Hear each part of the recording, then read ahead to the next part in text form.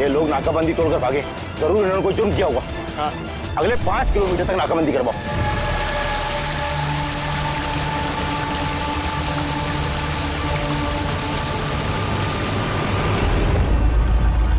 Sir, हमारी सभी टीमें सर अच्छी तरह चेक कर चुकी हैं, ना वो कार मिली और ना वो आदमी।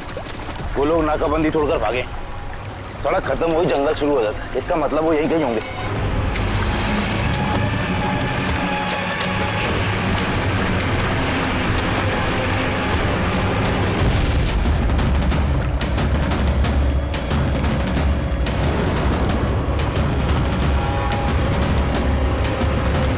सर, वो देखिए, लगता है उन्हीं मुजरिमों का अड्डा है वो। हेलो, सभी साउथ एरिया की तरफ आइए।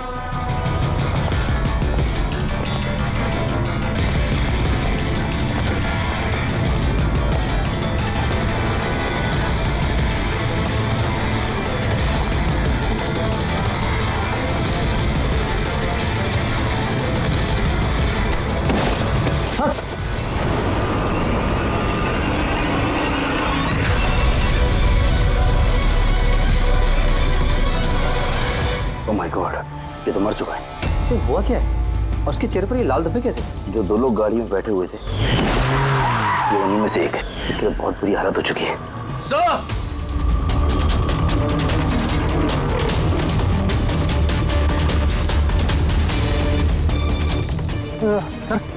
सर ये तो वही आदमी है, उस लड़के का पार्टनर। सर ये हुआ क्या है सर? वैसे ही निशान है सर। तुम इसे जल्दी से हॉस्पिटल पहुंचाओ, तब तक मैं सीआईडी को फोन करता हूँ। सर, ओके सर, चलिए। Hello CID.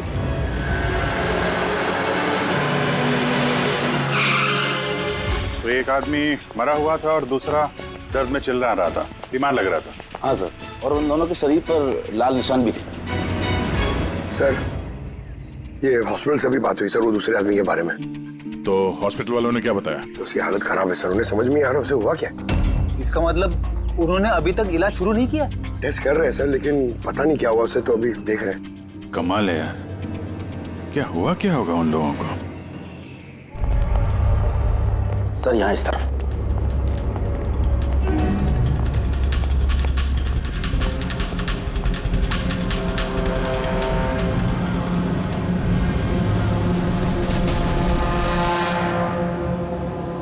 यहाँ तो ऐसा कुछ खास नजर नहीं आ रहा है। तो प्रणव, ये जो लाल निशान थे बॉडी में, उसके अलावा कोई फेटल इंजरी का निशान था क्या बॉडी में, जैसे चाकू के निशान हो या गोली मारने के? सर मैंने बॉडी को अच्छे से चेक किया था, उस पर कोई घाव का निशान तो नहीं था, लेकिन हाँ सर पर एक चोट जरूर थी, जो कि हो सकता है शायद एक्सीडेंट के दौरान लगी हो। बाकी तो एलर्जी टाइप निशान थे। अच्छा, आप बता रहे थे कि वो लोग नाकाबंदी, पुलिस नाकाबंदी से गाड़ी तोड़ के निकले थे, तो जाहिर सी बात है गाड़ी में ऐसी कोई चीज होगी जो वो नहीं चाहते थे कि पुलिस के हाथ लगे। हाँ सर, लेकिन वो कार मिली नहीं, पता नहीं कहाँ छुपाई है उन लोगों ने। नाकाबंदी तोड़े तो काफी टाइम हो गया है, कल ये वारदात हुई थी, मतलब उसके बाद ऐसा कुछ भयानक हुआ है जिसकी वजह से एक की मौत हो गई और दूसरा घायल हो गया। वो घायल आदमी कहाँ मिला था आपको? सर यही पीछे की तरफ। सर देखो, लोगों के पास ना तो मोबाइल फोन मिला और ना ही कोई आईडी। शायद गाड़ी को कहीं आसपास छुपा दिया होगा और फिर यहाँ पे चल के आगे बोलो। उन्हें शायद वक्त ही नहीं मिला होगा कार में से वो सामान निकालने के लिए जो वो लोग पुलिस से छुपा रहे थे। एक बार एक कार मिल जाए, आधे से ज्यादा सवालों का जवाब अपने आप मिल जाएगा। दूसरा आदमी हमें घायल हालत में यहाँ पर मिला।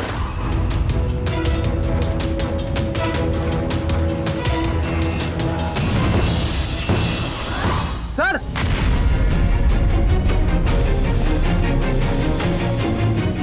ये देखिए सर, खून से सना हुआ हाथ का निशान। ये देखो, जूतों के निशान भी है।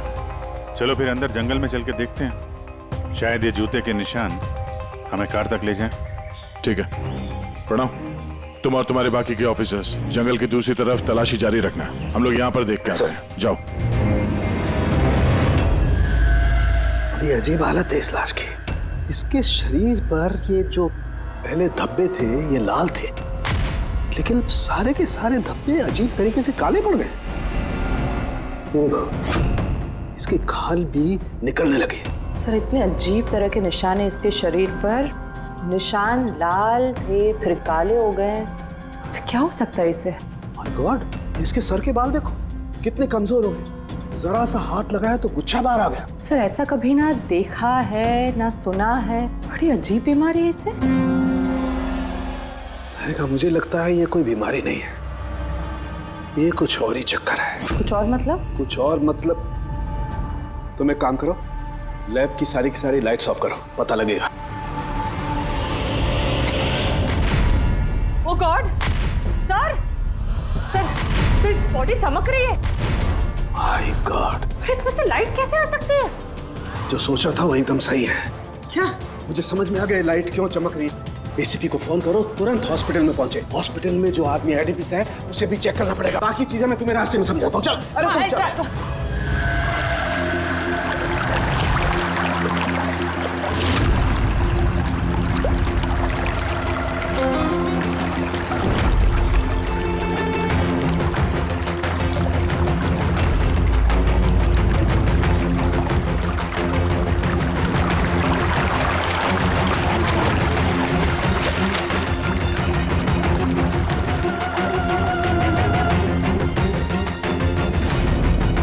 अभिजीत,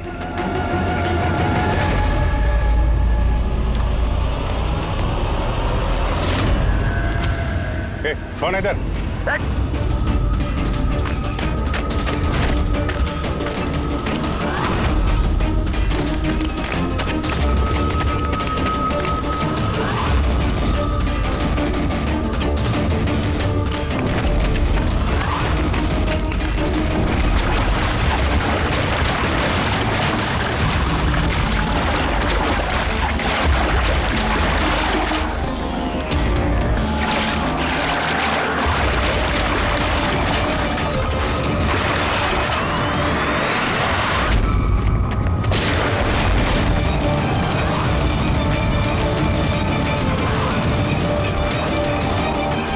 डॉक्टर सोलंकी, आपके कहने पर हमने पेशेंट को एक सिक्योर रूम में शिफ्ट कर दिया। Very good. पर बात क्या है? देखिए, बात मैं थोड़ा आपको बाद में बताता हूँ। अरे सोलंकी, हाँ, भैया बस डाउट तो है। Are you sure? एक बार चेक करो। हाँ ठीक है। कहाँ है? आइए प्लीज कम।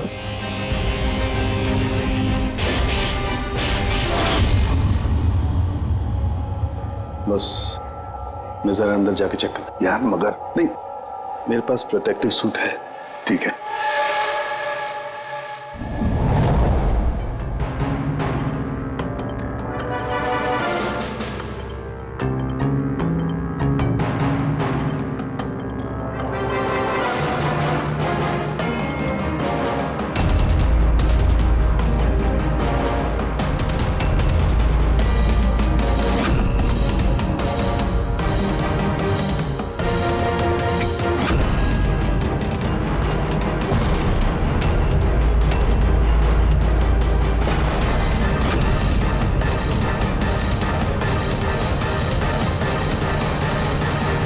यार सोलंकी, ये तो क्या शक सही निकला है।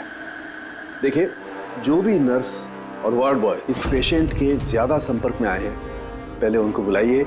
उनका इलाज करना बहुत जरूरी है। प्रिकॉशन। तुरंत इलाज करना पड़ेगा, पर इलाज किस चीज का शुरू करना पड़ेगा?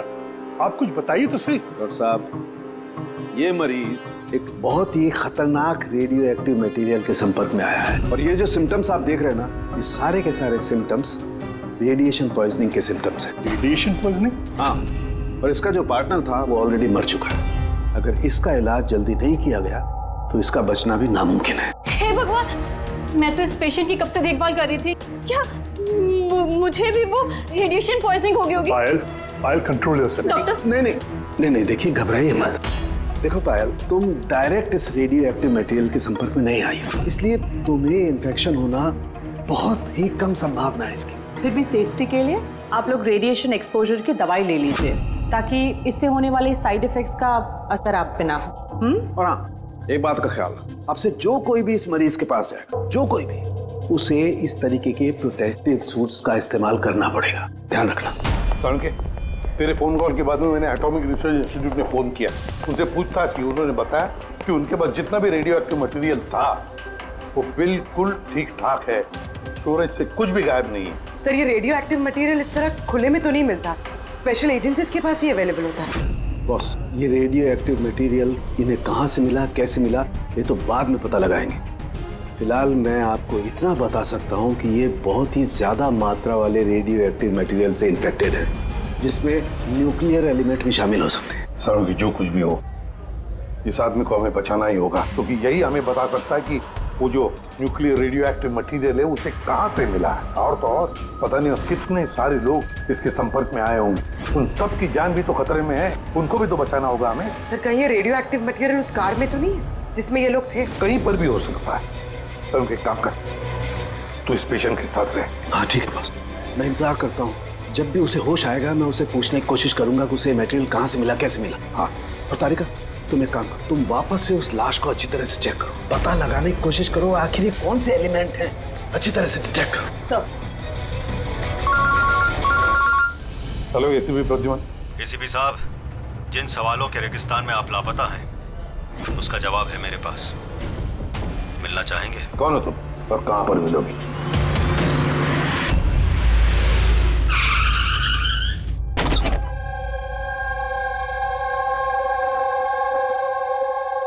G14 Rukmini apartments. इसकी कोई जरूरत नहीं है एसीपी प्रद्युमन, आपको मुझसे कोई खतरा नहीं है। आप चाहे तो ये गन नीचे रख सकते हैं। कौन हो तुम? Mayank, intelligence bureau officer. Intelligence bureau, और इस तरह से मिलने बुलाते हो? मजबूरी थी, कई मासूमों की जान खतरे में और उन्हें बचाने के लिए जरूरी था कि हम यहाँ इस तरह खुफिया तरीके से मिले। मासूमों की जान की बात करते हो? कहीं ये उस रेडियो एक्टिव? जी हाँ, जब आपने एटॉमिक रिसर्च इंस्टीट्यूशन में कॉल करके इंक्वायरी करनी चाहिए तो हमें वहां से अलर्ट आ चुका था। तुम्हारे पास हमारे सारे सवालों के जवाब? जी हाँ, है तो सही, लेकिन वो टॉप सीक्रेट है। उम्मीद करता हूं कि सीआईडी द्वारा ये सीक्रेट लीक नहीं होगी। बताओ तो सही। कुछ दिन पहले हमें टिप मिली थी, देश में न्यूक्लियर डिवाइस आया है। हमने बॉम्ब ढूंढने की कोशिश की, लेकिन हमें कुछ पता नहीं चला। हमने ये बात ना ही पब्लिक में बताई ना ही मीडिया में, क्योंकि हमारे बताने से खौफ का माहौल पैदा हो सकता था। लेकिन हमें जैसे ही पता चला कि इस तरह का केस आपके पास आया तो हम फौरन चले आए। लेकिन मयंक, ऐसा कोई न्यूक्लियर एटम बॉम्ब, ऐसा कोई डिवाइस कोई गाड़ी में कैसे ले आ सकता है? दरअसल ये न्यूक्लियर डिवाइस मॉडिफाई की गई है। इस तरह से मॉडिफाई की गई है कि ये एक सूटकेस में भी फिट हो जाए। उसका वेट तकरीबन 5 किलो है, या हो सकता है उससे भी कम। इतना छोटा बॉम्ब? छोटा है मैम, लेकिन बहुत भयानक है। आप खुद ही देख लीजिए।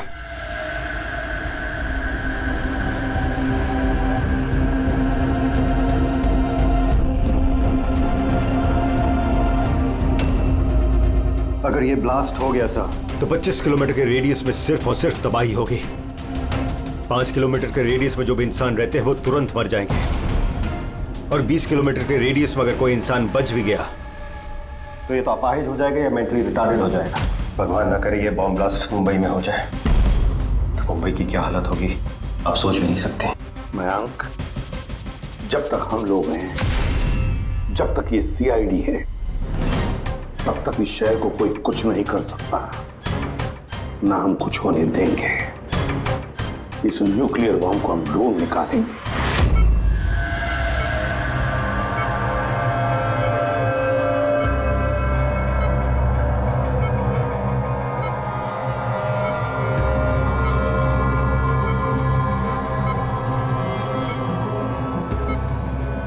कैसे हो तुम? मेरी आवाज सुन सकते हो?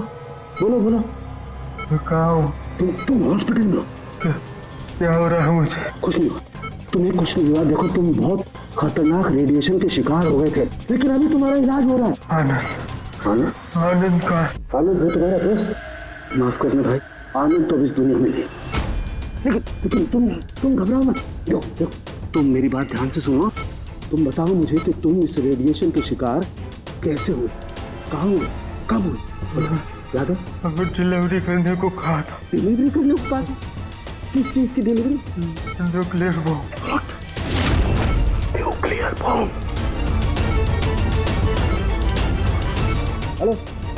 रिसेप्शन, देखिए आप एसीपी प्रद्युमन को तुरंत मैसेज दीजिए, उनसे बोलिए डॉक्टर चालुक्य ने बुलाया। अर्जेंट। अच्छा एक बात बताओ, तुमने न्यूक्लियर बॉम्ब की डिलीवरी कर दी या अभी वहीं पर है? कहाँ है ये न्यूक्लियर बॉम्ब? कहाँ है? मैं तुम्हें नहीं देखो, बताना चाहिए, बहुत सारी जिंदगियों का सवाल है ना। वो मुझे मार डाले। नहीं, घबरा मत, सीआईडी टीम तुम्हारे साथ है, तुम चिंता मत करो, कोई कुछ नहीं कहेगा।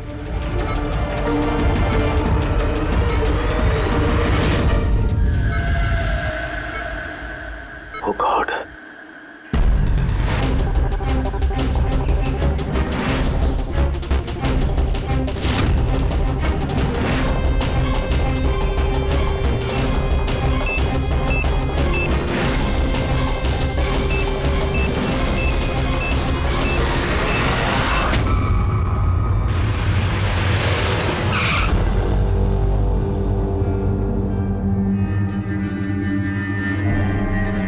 सालुंखे, सो गया क्या?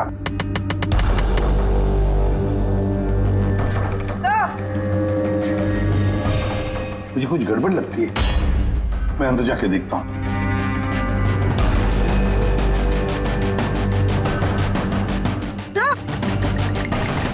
सालुंखे, सालुंखे, क्या हुआ सर?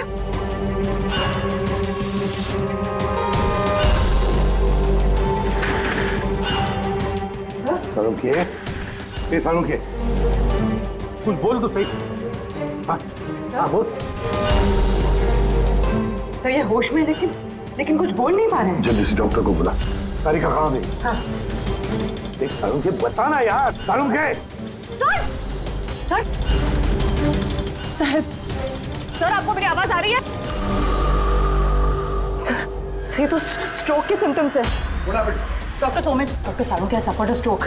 सिस्टर, इमरजेंसी रूम का बंदोबस्त करो right now. Can you hear? चलो देखिए, चलो जल्दी। Come. अभिजीत, गाड़ी में रेडिएशन तो है मगर काफी कम है, मगर बॉम्ब का नामो निशान नहीं है। मतलब बॉम्ब निकाल लिया गया है गाड़ी से। सर, वो आदमी जो गाड़ी के पास खड़ा था, उसे तो उसके गैंग के लोगों ने मार दिया, फिर ये बॉम्ब कहाँ गया? गैंग के किसी दूसरे अपराधी ने निकाला होगा। इस गाड़ी का फ्यूल टैंक भी खुला हुआ था। लगता है जब हम लोग यहाँ पर पहुंचे तब वो डायनामिट स्टिक को जलाकर ये गाड़ी को उड़ाने वाला था ताकि कोई सुराग ही न बचे। और बड़ी प्लानिंग की है उन लोगों ने, एक एक सबूत मिटाते जा रहे हैं। एक बात समझ में नहीं आ रही है सर, वो रेडियो एक्टिव चीज कार में लीक कैसे होगी? शायद उस एक्सीडेंट की वजह से। नाकाबंदी से भागने के बाद इस कार का एक्सीडेंट हुआ था ना, और उसी के बाद वो रेडियो एक्टिव रेडिएशन के सिम्टम्स उन पे होने लगे।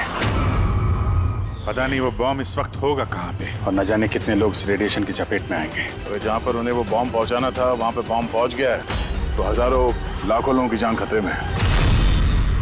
The medicine is in the IV, right? Doctor Salunkhe की तबीयत कैसी है? सर, इन्वेस्टिगेशन तो चालू है इस वक्त। कब तक चलेगी इन्वेस्टिगेशन? सर हमने कुछ टेस्ट किए, सर को एग्जामिन किया, लेकिन अचानक ऐसा स्ट्रोक आएगा कुछ समझ में नहीं आ रहा है। सर सिक्योर रूम में जो मरीज था उसकी मौत हो गई। सर मरीज मर चुका है, डॉक्टर साहब की हालत नाजुक है। वो न्यूक्लियर बॉम्ब का है उसका हमें पता नहीं, अब क्या करें? इस शहर में हजारों लाखों सूटकेसेस होंगे, अगर जल्दी उस बॉम्ब वाले सूटकेस को नहीं ढूंढा तो इतनी तबाही होगी कि इतिहास में वो दिन काले अक्षरों में लिखा जाएगा।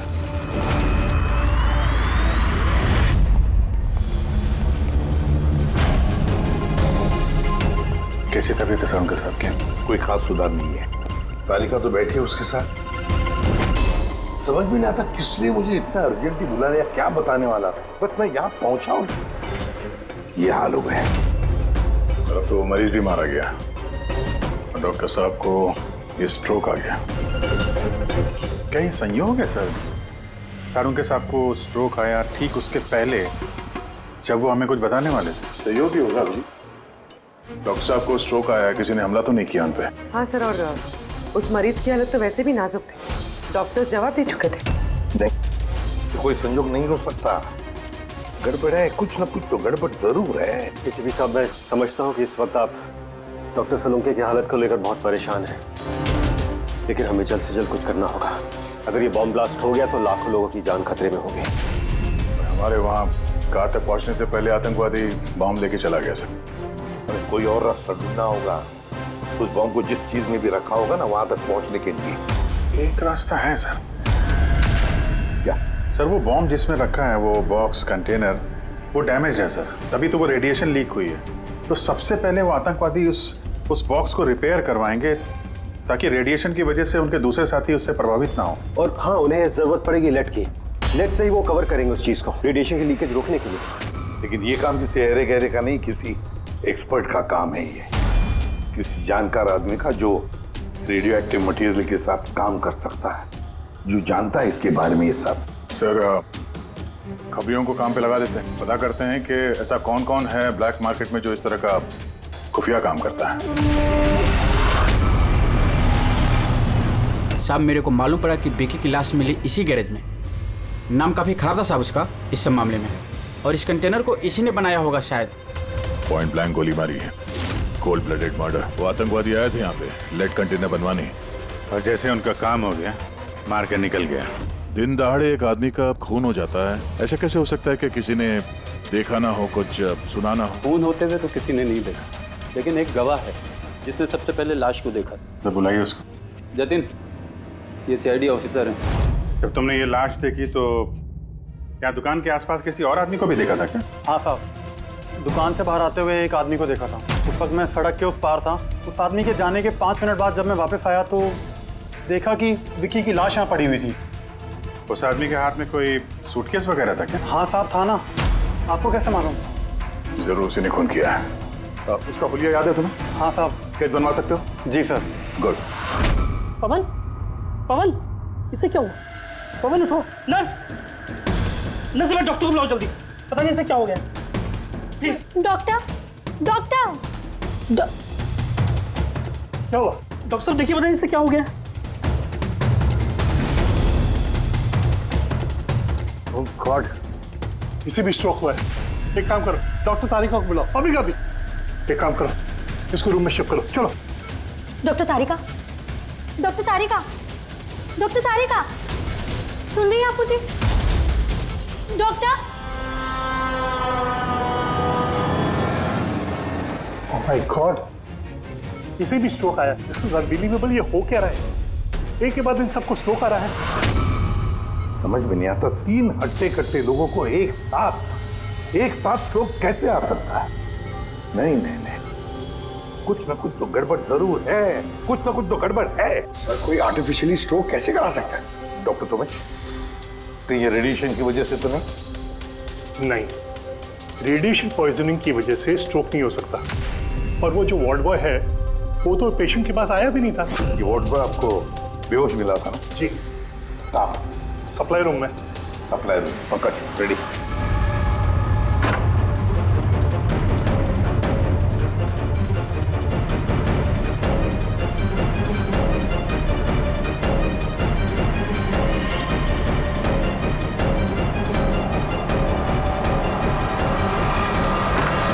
सर, सप्लाई रूम में कुछ नहीं मिला। जो कुछ भी है वो यहीं पे है, जिसकी वजह से ये सब हुआ है। ठीक है, इस कमरे को अच्छी तरह से चेक करो, एक एक कोना छान मारो।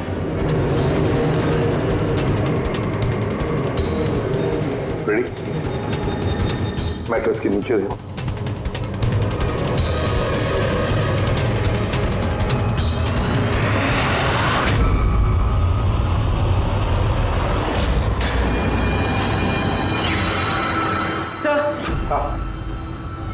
ये डिवाइस मिले, अजीब सा है।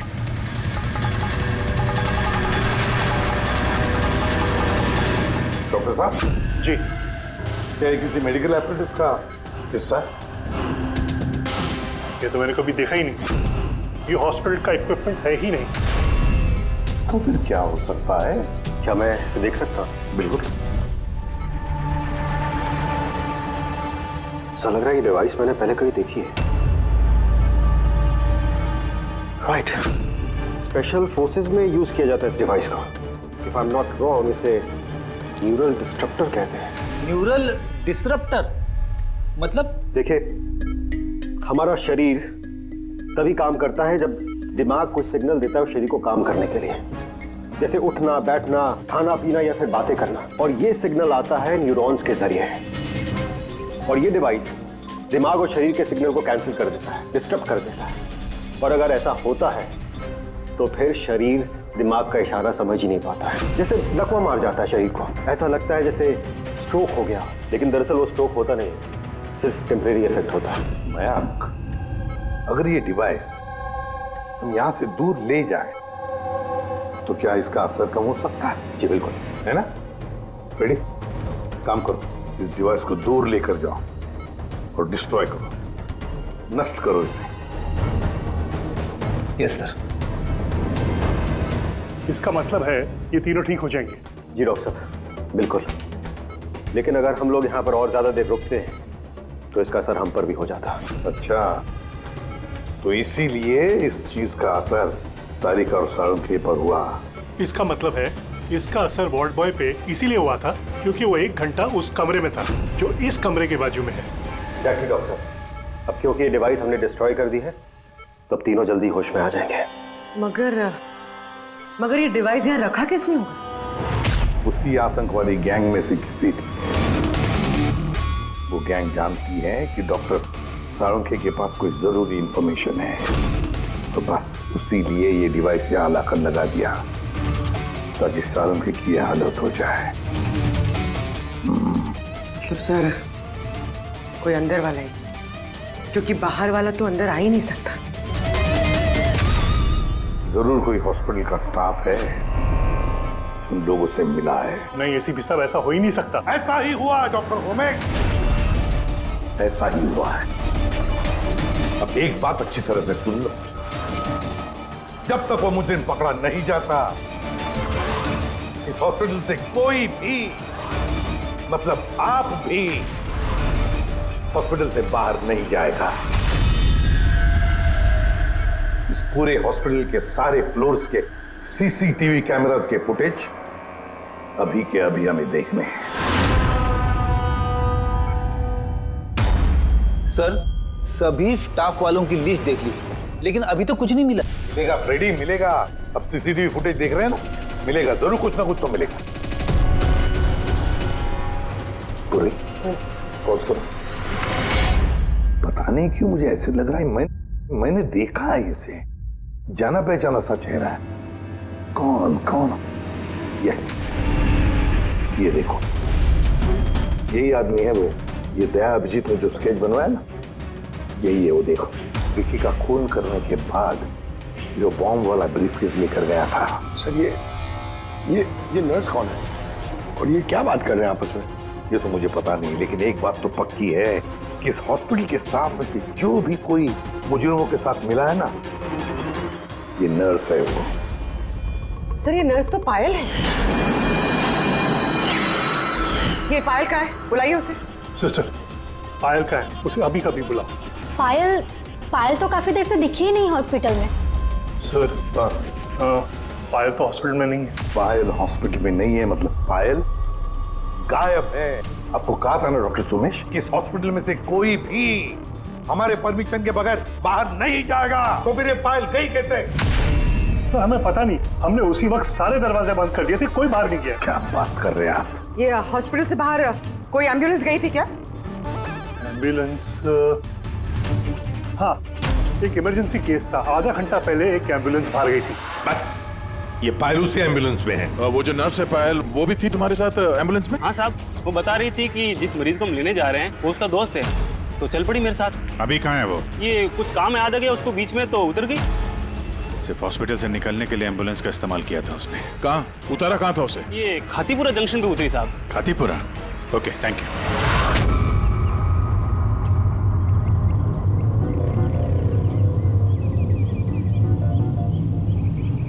अरे सुनना भाई साहब, इस लड़की को देखा है क्या? 1 घंटे पहले यहाँ पे नर्स का ड्रेस पहना हुआ था इसने। हाँ साहब, मैंने इसको देखा है, मेरे रिक्शे में आई थी। अभी आधे घंटे पहले मैं इसको 5 बत्ती सिग्नल के पास छोड़ा था। Thank you. 5 बत्ती सिग्नल वहाँ कहाँ गई होगी? ये देखो, जरूर आसपास कहीं भीड़ भाड़ वाले इलाके में ही जाएगी। ये बॉम्ब फटने के बाद ज्यादा से ज्यादा लोगों को नुकसान पहुंचना चाहिए। मॉल, ये मॉल में ही गई होगी। 5 बत्ती के सिग्नल पे ही तो है, और आज संडे। बहुत ज्यादा भीड़ होगी वहां में।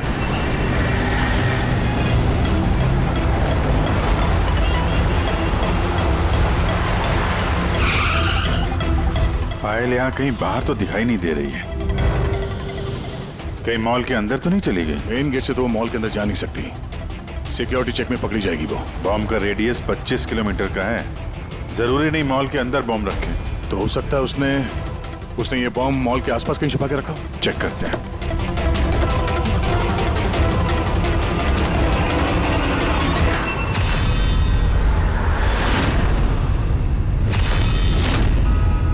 इसके साथ तो वही आदमी है, स्केच वाला।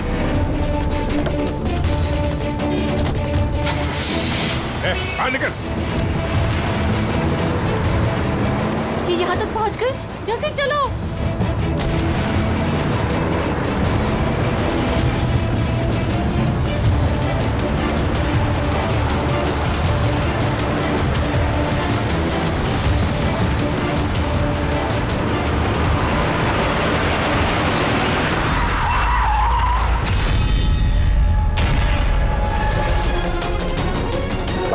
खेल खत्म तुम लोगों का। बैग दे। ले लो। पर कोई फायदा नहीं है, मैंने बॉम्ब को एक्टिवेट कर दिया है। 1 घंटे में ये शहर भी खत्म हो जाएगा और हम भी मर जाएंगे।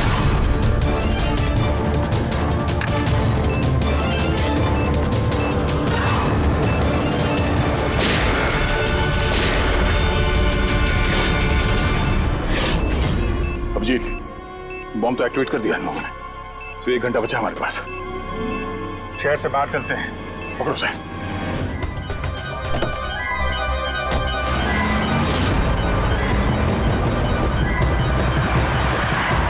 आबादी से तो काफी दूर आ गए। इस बॉम्ब का क्या करें? किसी तरह डिफ्यूज हो जाए तो इम्पॉसिबल है अभिजीत।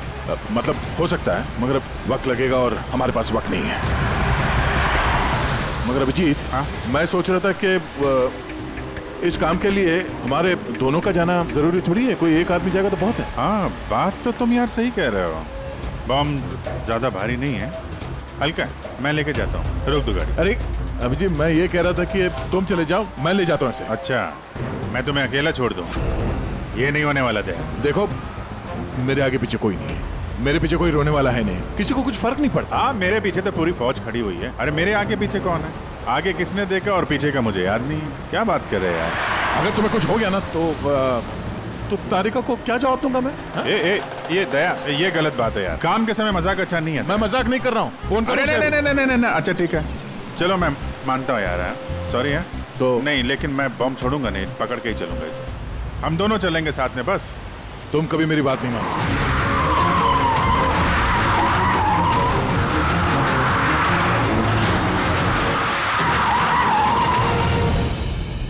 क्या हुआ? लगता है टायर में कुछ प्रॉब्लम है। ये पीछे वाले टायर में से चेक करो। इसी समय होना था ये भी। संभल गए।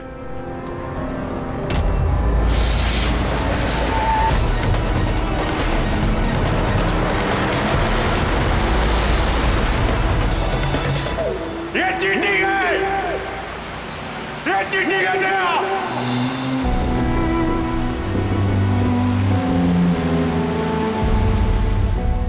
ये चीटिंग है।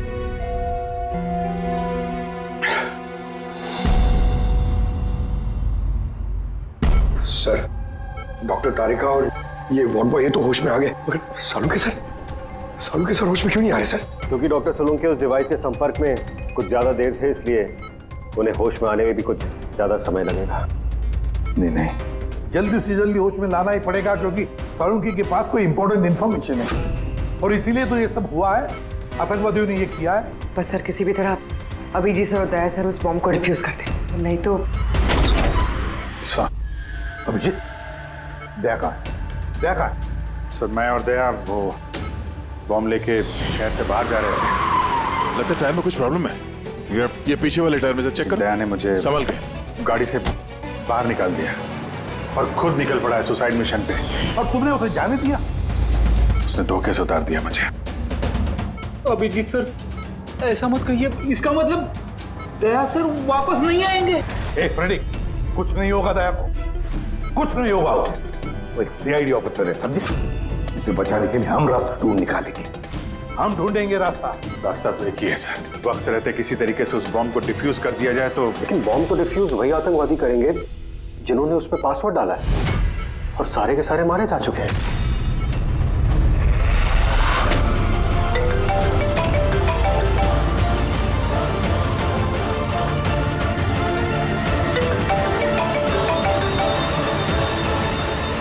यार सर, दया सर फोन ही नहीं उठा रहे।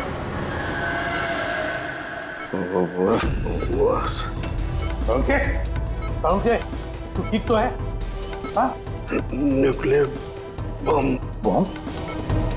क्या जानता है, बता। क्या बताने वाला था तू मुझे? जल्दी बता। पासवर्ड। पासवर्ड जानता है तू?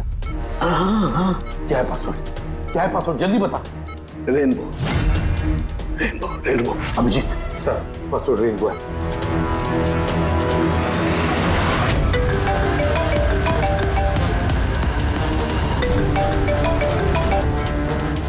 बेल बज रही है लेकिन फोन नहीं उठा रहा। यार ये दया, मैसेज भेज के देखो।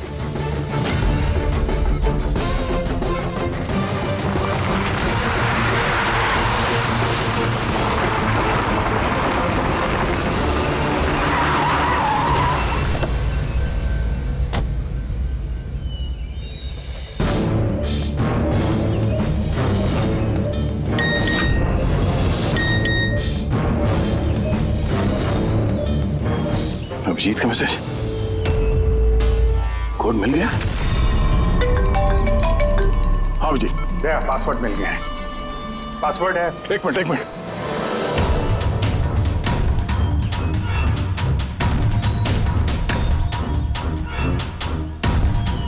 हाँ अभिजीत बोलो, क्या कोड है? रेनबो। रेनबो? कीपैड में अल्फाबेट्स नहीं है, सिर्फ नंबर्स है। अल्फाबेट नहीं है यार, ऐसा कैसे हो सकता है? उसमें देखो ना, कहीं होगा अल्फाबेट के लिए जगह।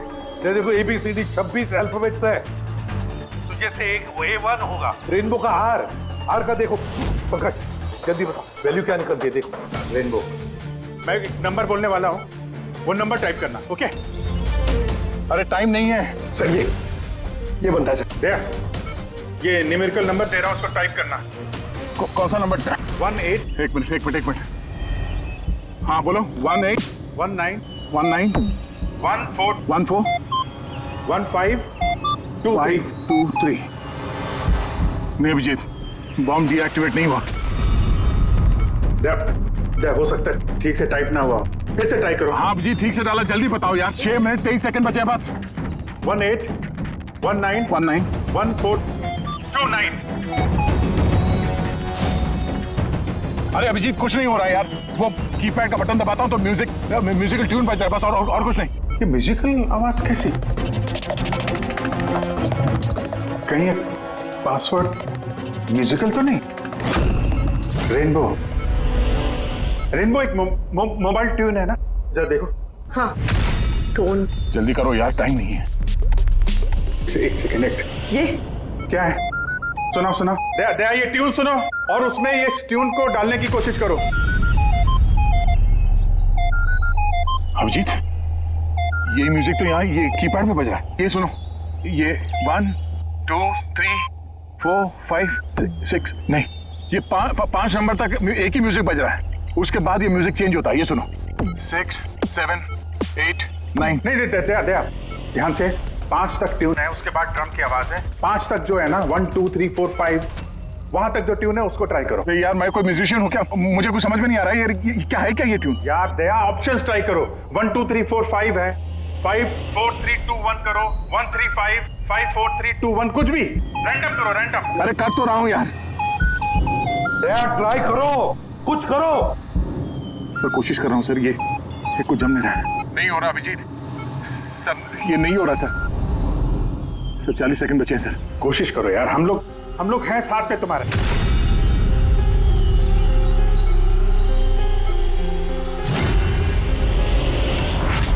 शायद वक्त आ गया यार। कुछ नहीं होगा तुम्हें दया। ऐसा मत बोलो प्लीज, तुम्हें करना ही पड़ेगा। ट्राई करो दया, ट्राई करो। अरे कर तो रहा हूं यार मैं, और क्या करूं?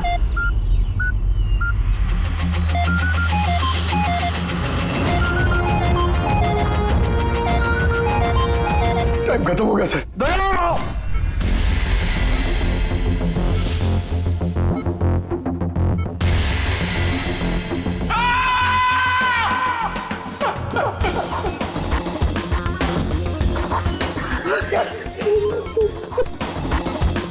कर लिया ना दोस्तों ने।